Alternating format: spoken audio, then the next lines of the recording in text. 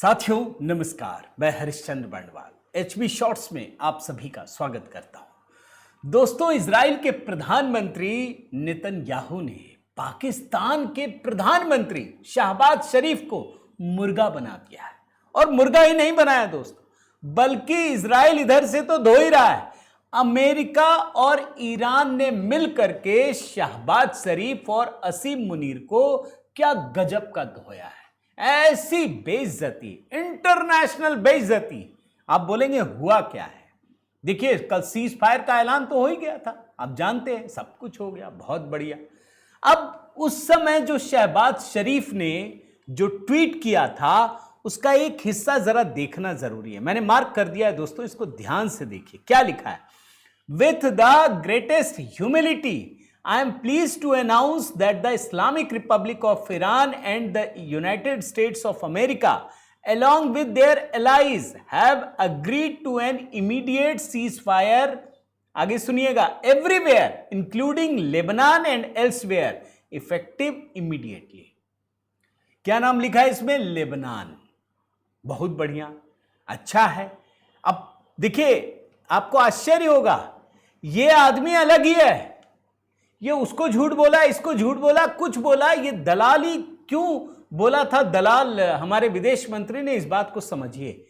ये पोस्ट हुआ और उसके बाद इजराइल ने लेबनान पर अब तक का सबसे बड़ा हमला किया, सबसे बड़ा हमला किया।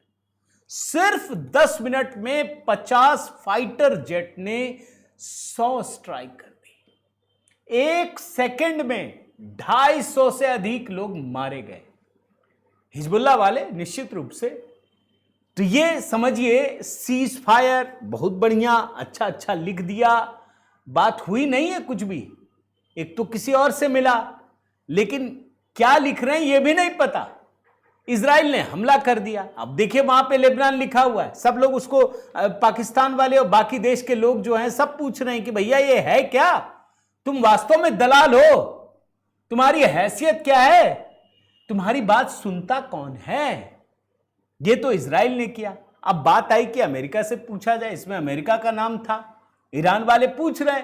अब अमेरिका के उपराष्ट्रपति ने तो कहा ही, राष्ट्रपति ने भी कह दिया, बोला नहीं ऐसा तो हम कुछ किए नहीं थे। तो बोला फिर कैसे उसने लिखा? बोलो झूठा आदमी है भाई। ये पाकिस्तान का प्रधानमंत्री शहबाज शरीफ, असीम मुनीर, ये तो झूठा आदमी है। अब देखिए, यही होता है जब आप किसी की चमचागिरी करते हैं, दलाली करते हैं, तो आपके लिए यही होता है। आप जानते हैं ना, अभी डोनाल्ड ट्रंप से पूछा गया था कि आप पाकिस्तान से इतना क्यों लगाव रखते हैं या हेल मेल बढ़ाते हैं। बोला हमको वो लोग पसंद है जिसकी हैसियत कम है, जो बेकार है, जो गिरा हुआ है। बोला क्यों? बोला जो ऊपरी आदमी होता है, जो सफल लोग होता है ना, उससे बताने के लिए कुछ होता नहीं है, वो सुनता नहीं है हमारा ज्यादा।